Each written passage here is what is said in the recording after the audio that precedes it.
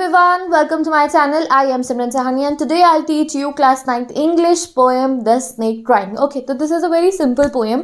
इसमें पोएट ने हमें एक्सप्लेन करा है, डिस्क्राइब करा है that how a snake is trying to escape from a stick. यानी कि एक स्नेक है एंड पोएट हमें हम मैसेज देना चाह रहे हैं. देखो ह्यूमन टेंडेंसी ऐसी होती है कि जैसे अगर हम सांप को देखते हैं, स्नेक को देखते हैं तो हम डर जाते हैं और हम एक स्टिक लेके उसको मारने की कोशिश करते हैं कि वो किसी को काटे ना या हमें ना काटे, ठीक है, डस ना ले.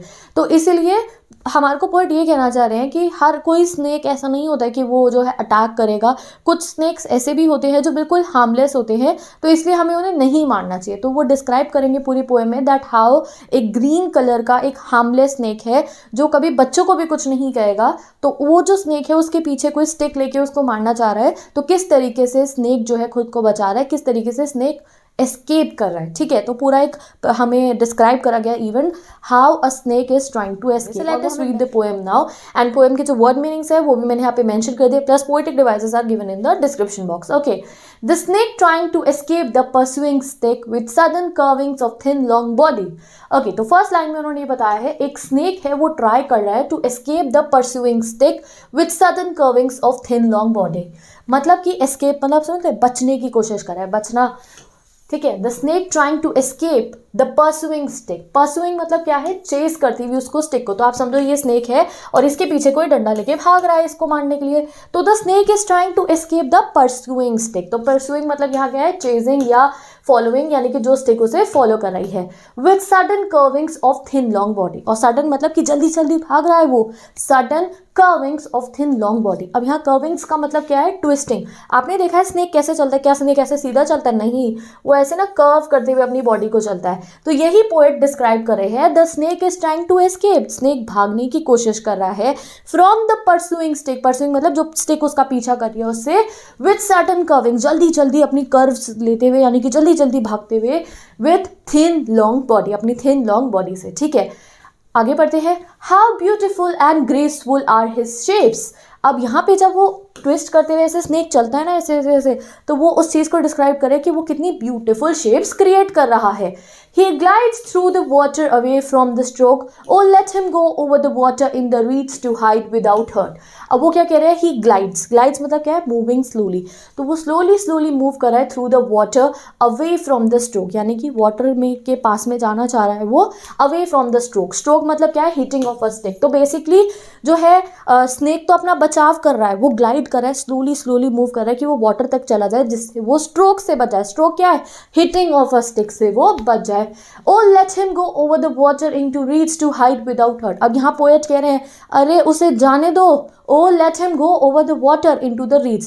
उसे रीड्स में जाने दो. रीड्स क्या होती है, जो पानी होता है ना, कहीं पे थोड़ा थोड़ा पानी अगर भरा हुआ होता है, you can imagine a pond और समथिंग, तो उसमें ग्रीन कलर के कुछ प्लांट्स निकल जाते हैं जिनकी मार्शी से होते हैं वो, मोटी मोटी उनकी स्टेम होती है. तो वो कह रहे हैं कि अरे जाने दो उस सांप को, कहाँ, उन रीड्स के अंदर, विदाउट हर्टिंग हिम, कि उसको जो है वहाँ जाके छुपने दो, उसको मत मारो. समझ गए. Oh let's him go over the water into reeds to hide without hurt, यानी कि बिना हर्ट हुए, मतलब कि उसे डंडा ना लगे, उसको स्ट्रोक ना पड़े और वो जो है बच जाए विदाउट एनी हर्ट, ठीक है. तो वो उसको छुपने को कह रहे हैं कि प्लीज़ लेट हिम गो, जो है वो सांप जाके पानी में छुप जाए ग्रीन प्लांट्स के अंदर.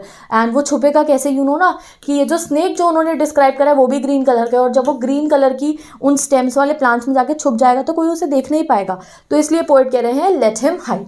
Small and green he is harmless even to children. तो यहाँ पे पोएट ने डिस्क्लोज कर दिया है दैट वो जो सांप है वो कैसा दिखता है, स्मॉल है और ग्रीन कलर का है, ठीक है. तो पोएट ने अब डिस्क्लोज करा है small and green he is harmless even to children. Poet is saying that ये जो स्नेक है ये ग्रीन है, छोटा सा है, हार्मलेस है इवन टू चिल्ड्रन, तो इसलिए हमें इसे नहीं मारना चाहिए. He is doing a request to all of us, ठीक है. आगे कंटिन्यू करते हैं अपने लास्ट स्टैंजा को. Along the sand he lay until observed and chased away and now he vanishes in the ripples among the green slim reeds. तो finally क्या होता है दैट जो ये स्नेक है ये जो है सैंड पे जो है ही ले until observed. तो सैंड पे ले मतलब होता है बैठा रहता है, ये छुप के जो है सैंड पे बैठा रहता है. कौन, हमारा स्नेक. और तब तक बैठा रहता है जब तक कोई और ह्यूमन बीइंग आके उसे ऑब्जर्व ना करे और उसे चेज यानी कि उसे मारने की कोशिश ना करे. तो समझ रहे हो आप कि अब जो है वहाँ पे मार्शी प्लांट्स, जो वो वाटर थे ना, वाटर के पास में सैंड पड़ी होगी, तो वो जो स्नेक है वो सैंड पे जाके बैठ जाता है. कब तक बैठा रहता है? जब तक कोई और आके उसे ऑब्जर्व नहीं करता और उसे भगाने की कोशिश नहीं करता, तब तक हमारा स्नेक उस सैंड पे ही बैठा रहता है। एंड जैसे ही उसे कोई चेज अवे करने की कोशिश करता है, he now vanishes in the ripples among the green slim reeds. और फिर फाइनली अगर कोई उसे भगाने की कोशिश करता है तो स्नेक क्या करता है? वो फाइनली वैनिश मतलब होता है गायब हो जाता है इन द रिपल्स। रिपल्स मतलब क्या है? वाटर।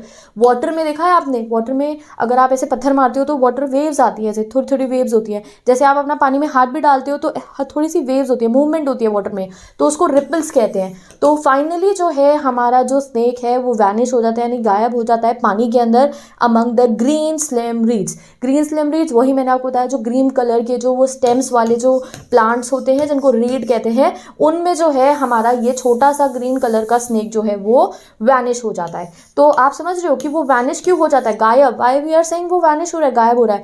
बिकॉज देखो स्नेक भी ग्रीन कलर का है और ये जो प्लांट है ये भी ग्रीन कलर के हैं, तो इसलिए अगर कोई देखेगा तो वो उसे पहचान भी नहीं पाएगा, कोई ढूंढ ही नहीं पाएगा। ग्रीन वाले प्लांट्स में ग्रीन कलर का स्नेक है, आप उन्हें ढूंढ ही नहीं सकते हो। एंड इस इफेक्ट को कैमोफ्लेज भी बोला जाता है।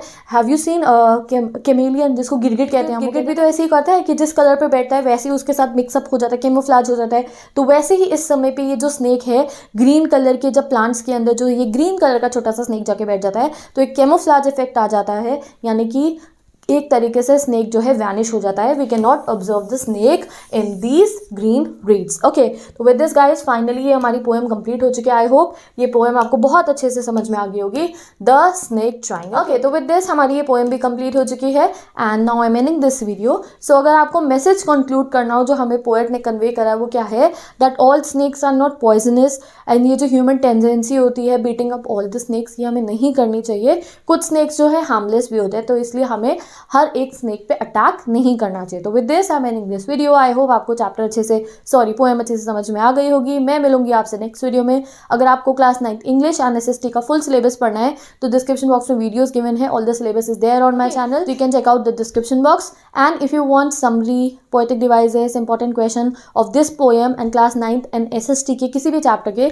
तो you can check out my Instagram ID link given है डिस्क्रिप्शन बॉक्स में, जहाँ पे मैंने क्लास 9 का स्टडी मटेरियल अपलोड करा है, notes of all the chapters, some important question of all the chapters. So if you use Instagram you can check out the study material from there and मैं मिलूंगी आपसे next video में। Plus मैंने आप लोगों के लिए डिस्क्रिप्शन बॉक्स में इस चैप्टर के कुछ पोएटिक डिवाइसेस भी पेस्ट कर दिए सो दैट आप पोएटिक डिवाइसेस रिवाइज कर सको।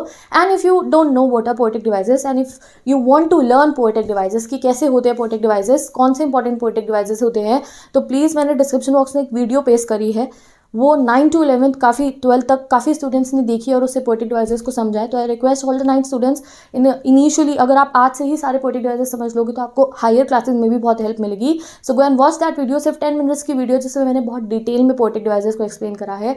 तो अगर आप उस वीडियो से पोएटिक डिवाइसेस समझ लोगे तो आप अपने आप हर पोएम के पोएटिक डिवाइसेस खुद से ढूंढ सकते हो। तो you can watch the video if you want to and मैं मिलूंगी आपसे नेक्स्ट वीडियो में।